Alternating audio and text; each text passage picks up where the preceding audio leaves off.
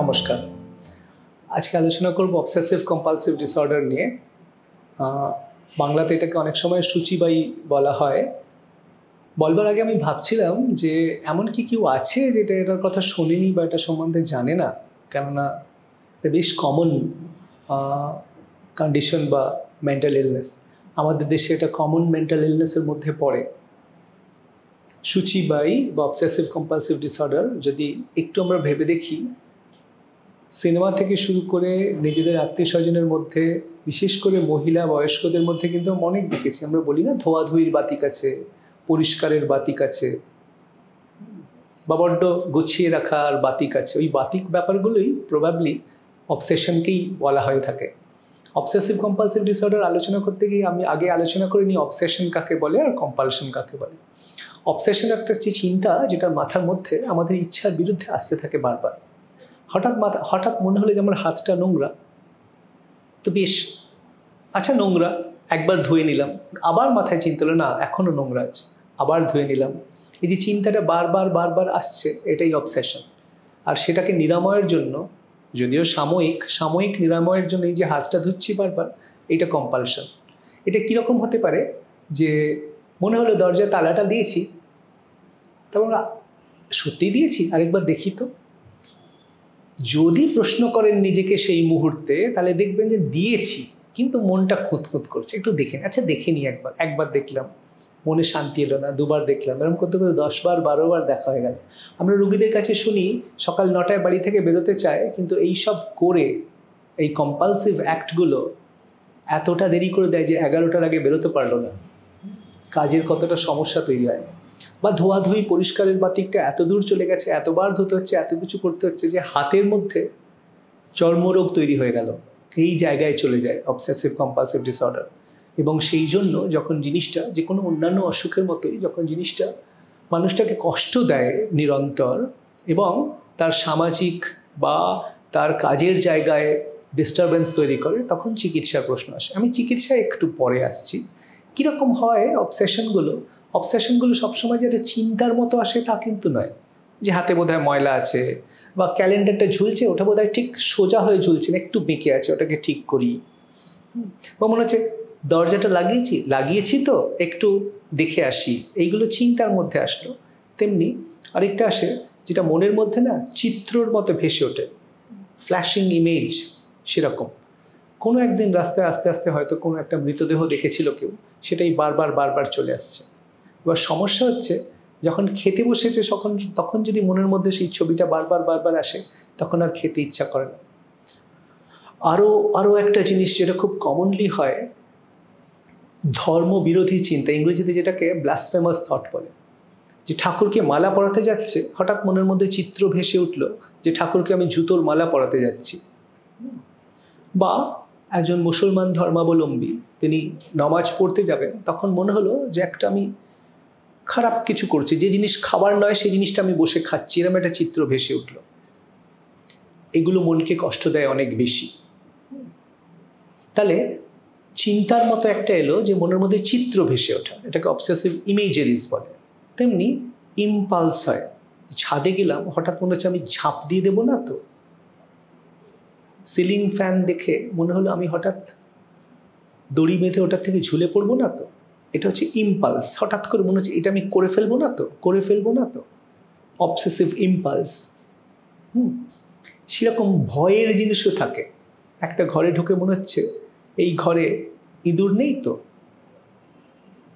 বা এই ঘরে সাপ আসবে না তো। সবটাই চিন্তা, কিন্তু এই চিন্তার নানা রকম প্রকারভেদ আছে। কোনোটা সহজ ভাষায় চিন্তার মতো, কোনোটা ছবির মতো আসে, কোনোটা একটা ঝোঁক বা ইম্পালসের মতো আসে, কোনোটা একটা ভয় বা ফিয়ারের মতো আসে। এরকমভাবে অবসেশনগুলো হয়।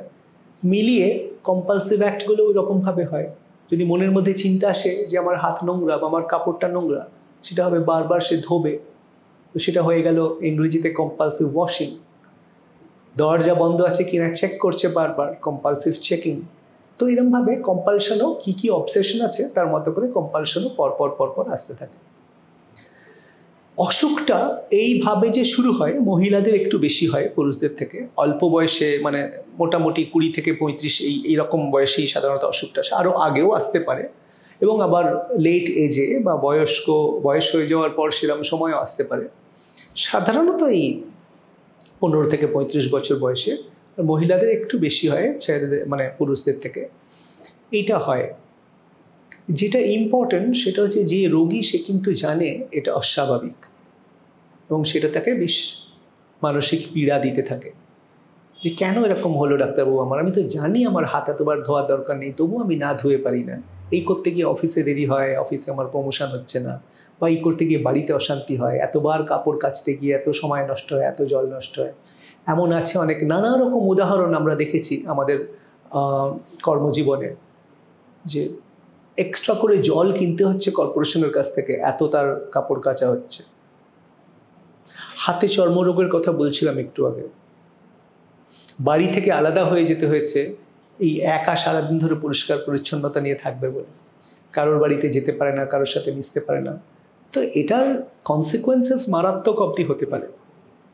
কিন্তু রোগীর মনের মধ্যে যে ধারণাটা থাকে যেটা অসুখ এবং সেরে উঠতে চাই, যেটাকে আমরা ইংরেজিতে ইনসাইট বলি, এইটা খুব ইম্পর্ট্যান্ট। এই ইনসাইটটা আছে বলে সে কষ্ট পায় ঠিকই, কিন্তু চিকিৎসকের কাছে যায় এবং চিকিৎসা থেকে আস্তে আস্তে আস্তে আস্তে সুস্থতার দিকে যেতে থাকে। যদি কারোর এই ইনসাইটটা চলে যায় তখন কিন্তু অসুখটা আরও বড় মাত্রা নেয়, তার সিভিয়ারিটি আরও বাড়তে থাকে এবং সেরে ওঠা আরও কঠিন হতে থাকে।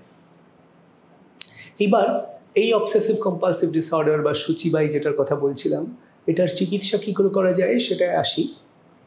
প্রাথমিকভাবে বলি, ওষুধের বাইরে সাইকোলজিক্যাল চিকিৎসা কিন্তু খুব ইম্পর্ট্যান্ট এই অসুখে। তার মধ্যে একটা ব্যাপার হচ্ছে, যাতে টেকনিক্যালি বলি এক্সপোজার অ্যান্ড রেসপন্স প্রিভেনশন।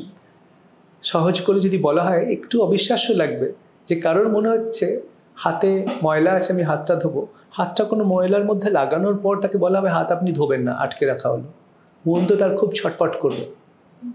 যেটা হয় যে সাইকোলজিস্টদের এবং প্রফেশনালদের প্রেজেন্সে এই জিনিসটা করলে তাকে রিল্যাক্স করাও শেখানো হয়। যখন তার ওই অ্যাংজাইটি খুব হচ্ছে যে আমার হাতে ময়লা ধুতে পারছি না, কী করে সে রিল্যাক্স করবে সেটা শেখানো হয়। তারপর একটু পরে সে গিয়ে ধুলো। এইভাবে আস্তে আস্তে আস্তে আস্তে তার ভেতরের অ্যাংজাইটি কমতে থাকে এবং হাতে সে ধুলোমাখা হাত উত্তরোত্তর আরও বেশি সময় ধরে সেটাকে নিয়ে চলতে শেখে। এই করতে করতে অবসেশন, যেটা এক রকমের অ্যাংজাইটি, সেটা একটু একটু একটু একটু করে কমতে থাকে। এটা খুব সহজে আমি বললাম, এত সহজে হয়তো হয় না, অনেক সময় লাগে, অনেকগুলো সেশন লাগে। এটা একটা চিকিৎসা। এরকম আরও অনেক রকম সাইকোলজিক্যাল চিকিৎসা আছে। এরপর ওষুধ আছে। ওষুধ দিয়েও ভেতর থেকে যে চিন্তাটা আসছে বারবার, সেটার গতি এবং সেটার মাত্রা আস্তে আস্তে কমানো হয় এবং এইভাবে আস্তে আস্তে আস্তে আস্তে জিনিসটার সিভিয়ারিটি একটু একটু একটু একটু করে কমতে থাকে। মনে রাখতে হবে অবসেসিভ কম্পালসিভ ডিসঅর্ডার কিন্তু অধিকাংশ রোগীকেই ওষুধ এবং সাইকোলজিক্যাল চিকিৎসা দুটোর মাধ্যমেই চিকিৎসা করা হয় এবং আস্তে আস্তে আস্তে আস্তে তার উন্নতির পথে যেতে থাকে। এই অসুখটা ভীষণ কমন, শুধু ভারতবর্ষ, বাংলাদেশ, পাকিস্তান, শ্রীলঙ্কা বা দক্ষিণ এশিয়া এখানেই নয়, সারা বিশ্ব জুড়ে ভীষণ কমন এবং এটা নিরাময়ও হতে থাকে। আস্তে আস্তে আস্তে আস্তে যখন আমরা দেখি যে রোগী এই জিনিসটা বুঝতে পারছে এবং সাইকোলজিক্যাল ট্রিটমেন্টগুলো নিজের মতো করে করতে পারছে, তখন তার সাইকোলজিস্টের প্রেজেন্সে চিকিৎসা করার দরকার লাগে না। ওষুধ কতদিন চলবে সেটা এক একটা রোগীর ক্ষেত্রে এক এক রকম নিয়ম মেনে চলা হয়, তবে ভালো থাকার পর আস্তে আস্তে ওষুধের ডোজ কমে আসতে থাকে সাধারণত। এই অবসেসিভ কম্পালসিভ ডিসঅর্ডার থেকে আরও জটিল অসুখের দিকেও চলে যেতে পারে চিকিৎসা না করা হলে, এবং এটার নিশ্চিত চিকিৎসা অবশ্যই আছে। অবসেসিভ কম্পালসিভ ডিসঅর্ডার একটা কমন অসুখ। আমি একটু সামারাইজ করে বলি, এটা একটা কমন অসুখ, সারা বিশ্ব জুড়ে দেখা যায়, আমার দেশেও কোনো ব্যতিক্রম নয়। 15 থেকে 35 এই বয়সে মহিলাদের মধ্যে বেশি দেখা যায়, তবে বয়স্কদের মধ্যে বা অল্প বয়সীদের মধ্যেও দেখা যেতে পারে। এটার চিকিৎসা সাইকোলজিক্যাল মেথডেও করা হয়, এটা চিকিৎসা ওষুধ দিয়েও করা হয়, তবে অধিকাংশ রোগীরই এই দু রকমের চিকিৎসা একসাথে চলতে লাগে বেশ কিছুদিন। অবসেসিভ কম্পালসিভ ডিসঅর্ডার নিয়েও আপনাদের কিছু প্রশ্ন থাকলে আমায় লিখবেন, আমি চেষ্টা করব উত্তর দিতে। নমস্কার।